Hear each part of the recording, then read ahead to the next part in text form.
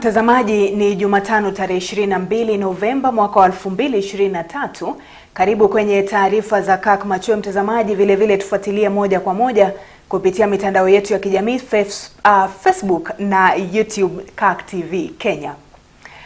Naibu wa Rais Rigathi Gachagua ametangaza kuwa ni wajibu wa serikali za kaunti kuweka mipango mwafaka ikiwamo ya kifedha kudhibiti maafa yanayotokana na mvua kubwa za El Nino. Akizungumza kwenye mkutano na washirikishi wa kimataifa jijini Nairobi, Gachagua amebadili msimamo wake wa awali huku akiwarai washirika wa kimaendeleo nchini kuhusika pakubwa katika utendakazi. Mwanahabari wetu Chris Sambu anatufungulia jamvi hili la taarifa za Kirk Machweo. Kwenye kipindi ambacho Kenya inaendelea kukabiliana na mvua za El Nino zinazonyesha sehemu mbalimbali, Naibu Rais Rigathi Gachagua aliandaa kikao cha maendeleo akikongamana na washiriki wakuu wa kimataifa. Kongamano la jijini Nairobi likihudhuriwa na balozi wa Marekani Meg Whitman na mwenzake wa Uholanzi Martin Brouwer. Gachagua akitangaza kuwa baadhi ya miradi ya maendeleo inayofadhiliwa na fedha za washirika wa kimataifa imekuwa ikikwama kutokana na vizingiti. At the domestic level, the combined effects of the pandemic and climate change have to a large extent reversed the gains we had made in reducing poverty and inequality over the years. The development partners and the government of Kenya must move strategically and with speed to put our development agenda on the right trajectory. Kongamano la leo likiwa katikati ya changamoto kuhusu fedha za kukabili mafuriko yanayotokana na mvua za El Nino. Gachagua kwenye mkutano huo akiweka hadharani msimamo wa serikali kuhusu fedha za kukabili mafuriko.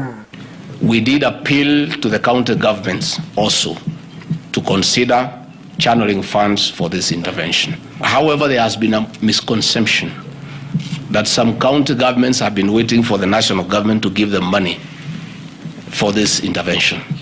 That is not the case. The national government will provide funds through the county coordination teams. The development partners and humanitarian agencies will do the same, and we expect the county governments to do the same. We are therefore a little bit shocked when we see governors complaining that they are yet to receive money for El Nino from the national government. Such money is not forthcoming. Kadhalika, ikiwa mojawapo ya njia kuwarai washiriki wa kimataifa kujihusisha na miradi hapa nchini, Gachagua ametangaza kuwa serikali itafanyia mabadiliko sheria zinazodhibiti ufadhili wa miradi. This forum marks the beginning of this process. In this regard, we are committed to strengthening our partnership, and we have integrated coordination in the structure of government which is anchored in my office. To give effect to the Executive Order number 2 of 2023, I have set up a full-fledged International Development Partnerships Coordination Unit. Even the most difficult challenges, the most difficult problems are solvable. I am optimistic that this meeting convened by the DP will go a long way towards improving our collective capacity for good. The government of Kenya subscribed to the principle of effective development cooperation, of ownership of development priorities by developing countries, focus on results, inclusive development partnerships, transparency and accountability, and the Global Partnership for Effective Development Cooperation. Kongamano la naibu rais na washiriki wa kimataifa ni mojawapo ya njia serikali inatumia kurai mchango katika kupata baadhi ya suluhu za changamoto zinazowakumba wa Kenya. Chris Sambu, Kirk Machweo. Namna hayo ya kijiri, baraza la magavana limeshikilia kuwa serikali za kaunti hazijapokea mgao wowote wa fedha ili kukabiliana na athari za mvua za El Nino. Kwa kile kinacho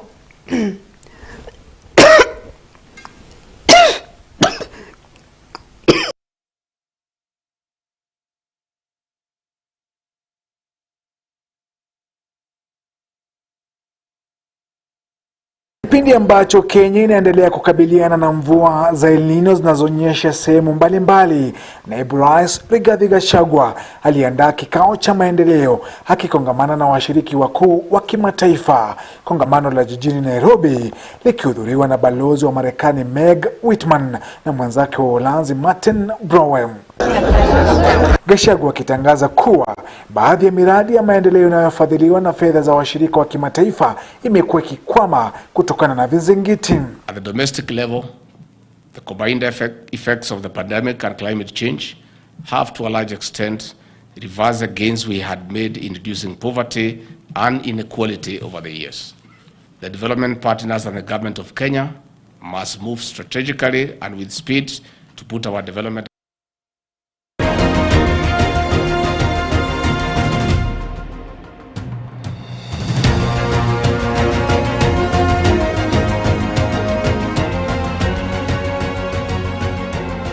Shaped by Faith is an exciting new exercise series led by health and fitness expert Teresa Rowe. Join Teresa as she leads you through a series of exercises designed to increase your energy, strength, flexibility, and endurance. Regardless of your level of fitness, Teresa will help you feel right at home as you pursue a healthier and more energetic life. Get ready to be inspired, encouraged, and motivated to shape your body and heart for God's purposes with Shaped by Faith with Teresa Rowe.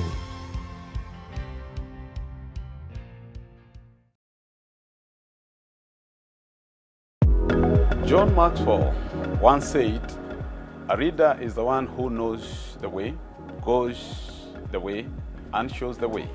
Simply put, readership is all about vision and influence. Join me, Robert Waihenya Goge, the Secretary General of the Presbyterian Church of East Africa, every first Monday of the month from 8 p.m. as we microscopically look at the reality, specificity, and simplicity of leadership only on Kirk TV. Specificity. Uongozini, a show by the leader, for the leader.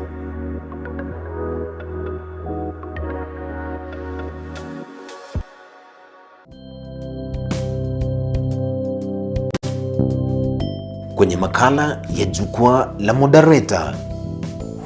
Tunapojiweka mbele katika mambo yote tunayofanya, huwa tumeenda kinyume na matakwa ya Mwenyezi Mungu. Hasira moja iliyokuwa na Mungu ni kuhusu watu wanaojipenda. Kazi ya Mungu inapaswa kupewa kipaumbele. Hivyo kuna uwezekano ya kwamba tukisikiza ushauri wa Mungu kwa njia inayofaa tutakuwa sawa kwake, sababu Mungu ana rehema na anatupenda. Jiunge na moderator wa kanisa la PCA Mchungaji Thegu Mutahi kwa mahubiri, mafunzo na ufafanuzi wa masuala ibuka nchini kila Jumapili ya kwanza ya kila mwezi saa 1:30 jioni hapa Kirk TV. Tafakari njia zako.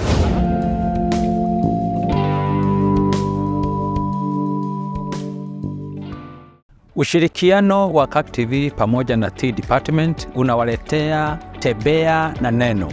Hiki ni kipindi ambacho tutakuwa tukishirikiana pamoja kila siku ya Jumanne saa 1:30 jioni tukiongea kuhusu neno la Bwana.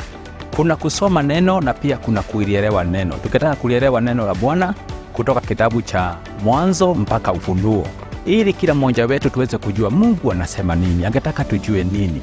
Ni mambo gani katika neno la Bwana ambalo Bwana anasema tuelewe na pia tuyatende. Tunataka kusoma neno na kulielewa. Kwa hivyo tunawakaribisha nyote kila Jumanne jioni tushirikiane pamoja katika Kirk TV tuweze kusoma neno la Bwana pamoja. Karibuni na tunajua tutabarikiwa pamoja.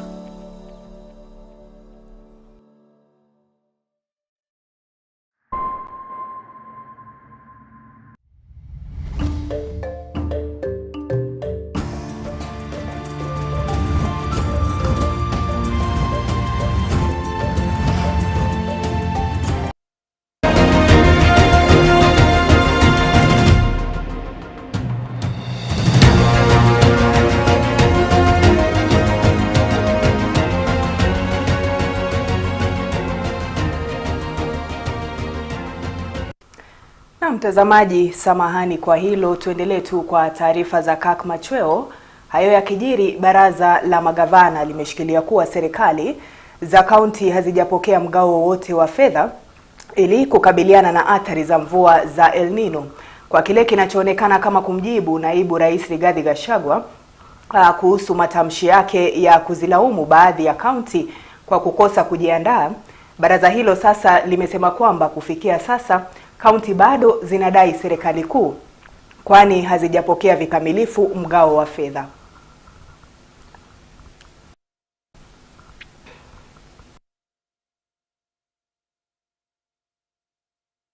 Na kwingineko, Rais William Ruto amesema kuwa serikali itashirikiana na sekta za kibinafsi katika kuhakikisha malengo ya mpango wa afya kwa wote UHC yanatimia.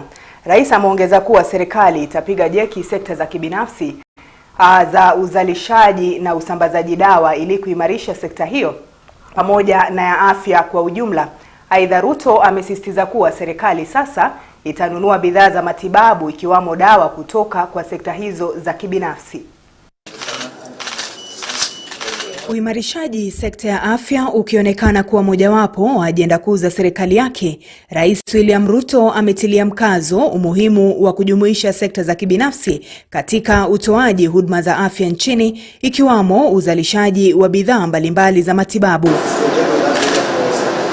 Akizungumza huko Syokimau katika kaunti ya Machakos wakati wa ufunguzi wa kituo cha maabara, Rais amesema kuwa serikali itaendelea kutoa msaada wake na kushirikiana na wazalishaji wa madawa katika sekta za kibinafsi.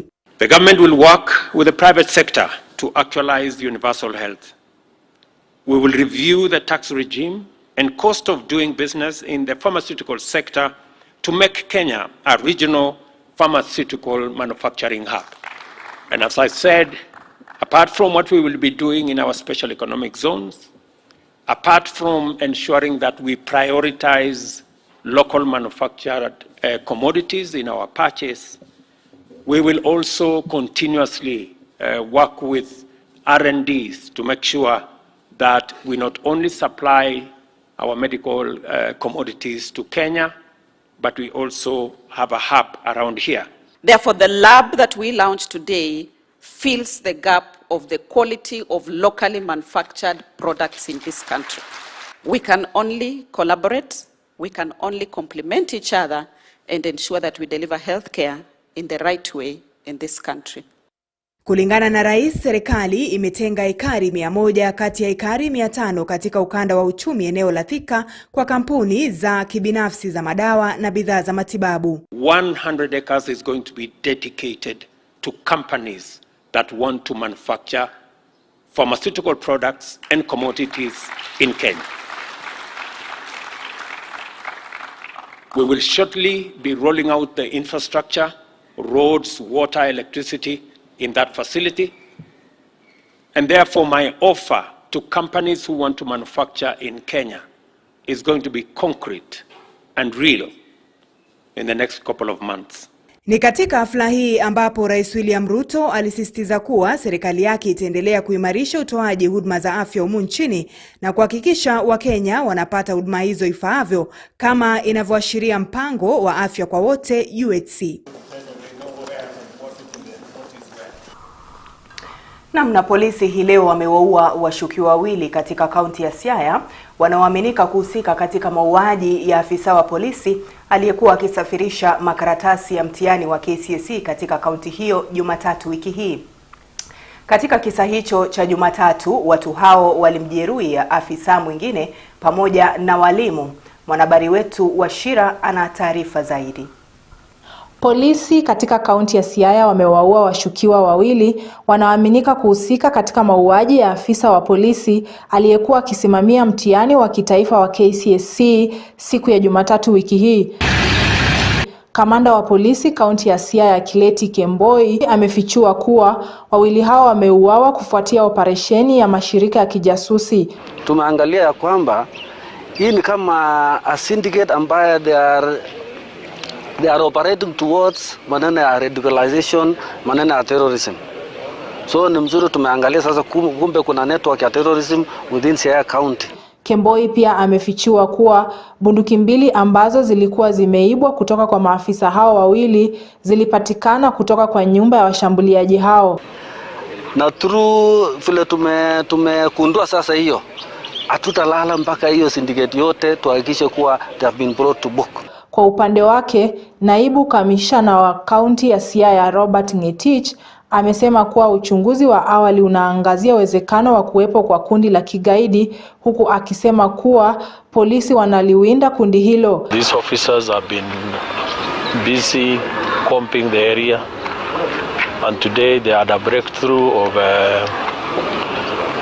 two of the assailants who engaged police officers, but they were neutralized. But one was arrested, and we want to thank members of the public who have been assisting us in this operation. Aidha, mtu mmoja amekamatwa kuhusiana na tukio hilo la Jumatatu, ambapo afisa mmoja wa polisi aliuawa huku mwingine akijeruhiwa baada ya kushambuliwa alipokuwa akisafirisha mtihani wa KCSE katika eneo la Usonga, kaunti hiyo ya Siaya. Miili ya marehemu imepelekwa katika chumba cha kuhifadhi maiti cha Siaya ikisubiri kutambuliwa na uchunguzi wa maiti kufanywa.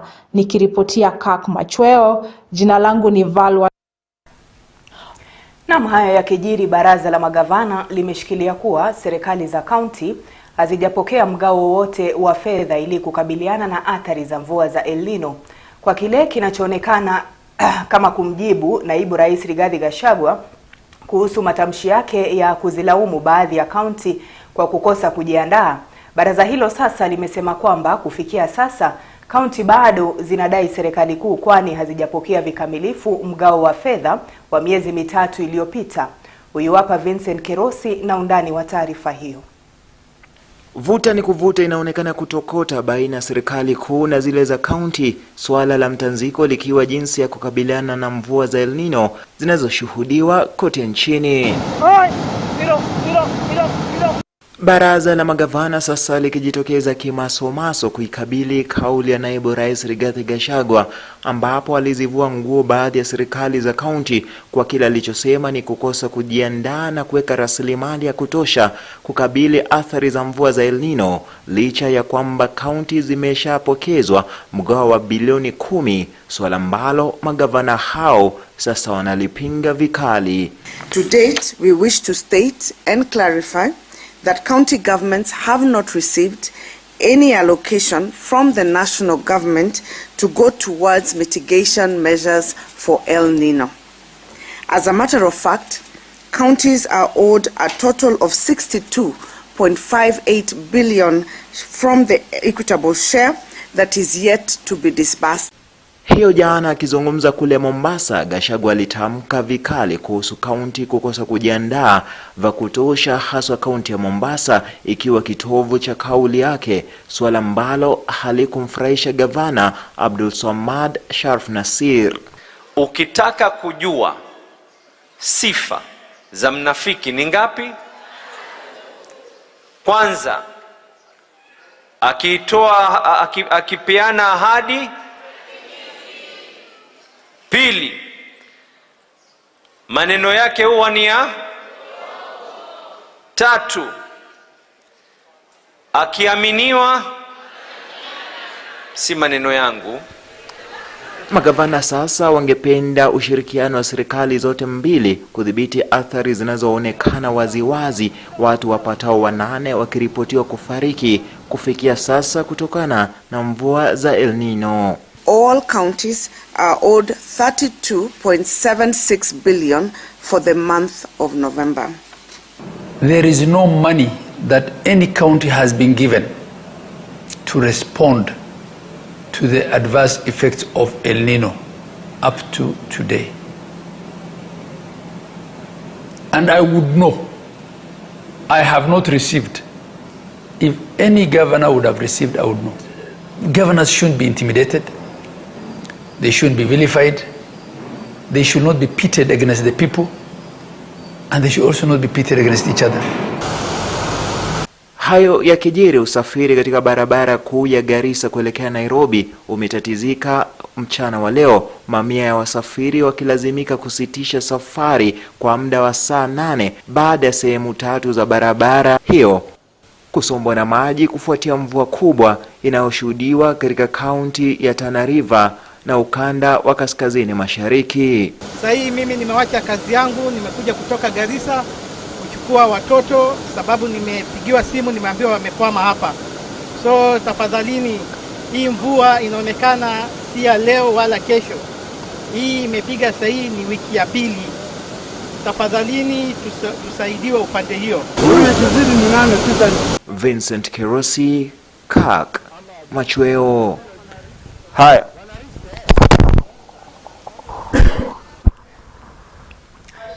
Na mahafali ya pili ya watu ambao wamepitia mafunzo ya kubadili mienendo kwa kuacha kutumia madawa ya kulevya imeongozwa na mke wa naibu rais Dorcas Rigathi katika kaunti ya Nyandarua.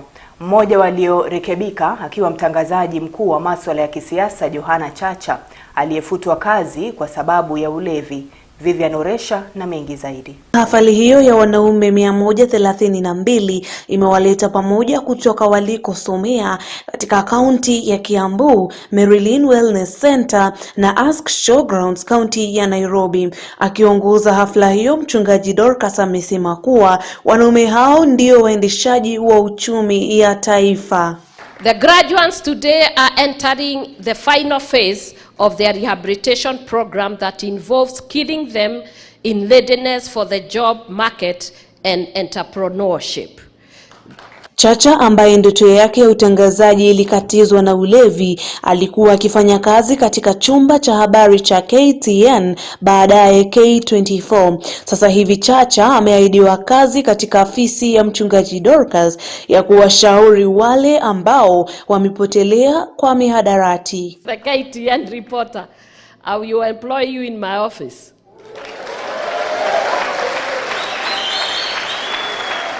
So that you can be going to these people and you can be talking to them and you can make sure that you are the ambassador around there. Dorcas aidha amesema kuwa mahafali ya kwanza ilikuwa na wanaume 85 ambapo ilikuwa mwaka huu mwezi wa Septemba, na nambari hiyo imeongezeka mpaka 132 kuonesha kuwa wengi wa walio katika hali ya kuzoea kutumia mihadarati wanatamani kurekebika. Dorcas pia amewaomba wanajamii kuwakubali waliorekebika katika jamii. Just like a normal curve, we have experienced challenges in this work. Key among them being limited resources and a huge number waiting list in thousands who want to go to the rehabilitation center. Mwakilishi wa wamama kaunti ya Nairobi Esther Passaris ameunga mkono mpango huo na kusema kuwa mpango huo unaendelea kwa wakati unaofaa.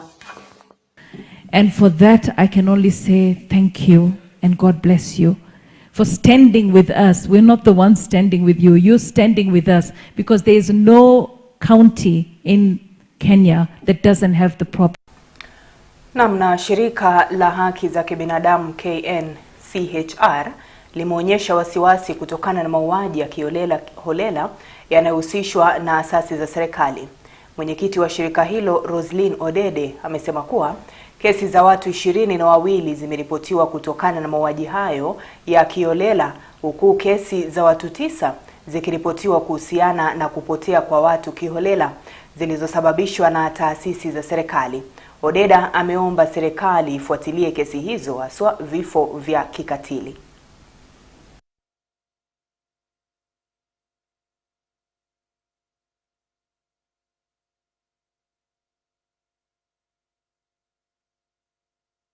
Families of those who have lost their lives, and reiterates that the right to life is sacrosanct and one that needs to be respected by all persons.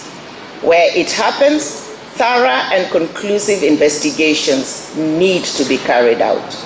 The Commission sustains its call for the criminalization of enforced disappearance and the ratification of the International Convention for the Protection of All Persons from Namna halmashauri ya usambazaji dawa nchini KEMSA imepokea shilingi bilioni 2 ili kuweza kuongeza idadi ya dawa kwenye hifadhi zao na kulipa wasambazaji wa dawa hizo. Akiwa kwenye mkutano na washikadau wa kaunti, mwenyekiti wa KEMSA Irongo Nyakere ametoa hakikisho kuwa sasa halmashauri hiyo itaweza kununua dawa za kutosha, kwani ukosefu wa fedha ulichangia pakubwa katika ukosefu wa bidhaa hizo muhimu. Mkurugenzi mtendaji wa shirika hilo Andrew Mulo aidha ameomba kaunti zinazodaiwa na KEMSA kuwajibika kwa kufanya malipo ya huduma na bidhaa za matibabu walizopata. Specifically to pay our suppliers to ensure that our order fill rate gets to where we have committed it to go, which is your 75-80% and above. I've been told not to get to 100% by many of you. We won't get to 100, but we will try to get to about 90%. We need to have an engagement so that we understand KEMSA runs a revolving fund. That whether you pay today, whether you pay all your debts, as long as your county is a going concern and delivery of medicines is a going concern, it therefore means you will always have a debt at one point with KEMSA, because you pay, you make an order, we deliver, becomes another debt. So this debt is cyclic. So we need to get a mechanism that we can be able to address the issues of county debts, and also on the other hand improve as KEMSA on our order fill.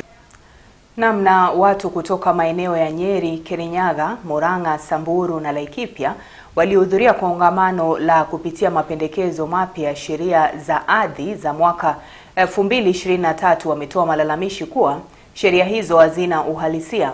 Wanalalamika kuwa kiwango cha ushuru unaotozwa ni cha juu zaidi, ilhali wananchi bado wanatakiwa kulipa kodi kwa kila mwaka. Akizungumza katika hafla hiyo, Bishop Kiragu alisema kuwa kuongezwa kwa kiwango cha kodi kutafanya Wakenya ambao bado hawajajijengea kimaisha hawataweza kujiendeleza.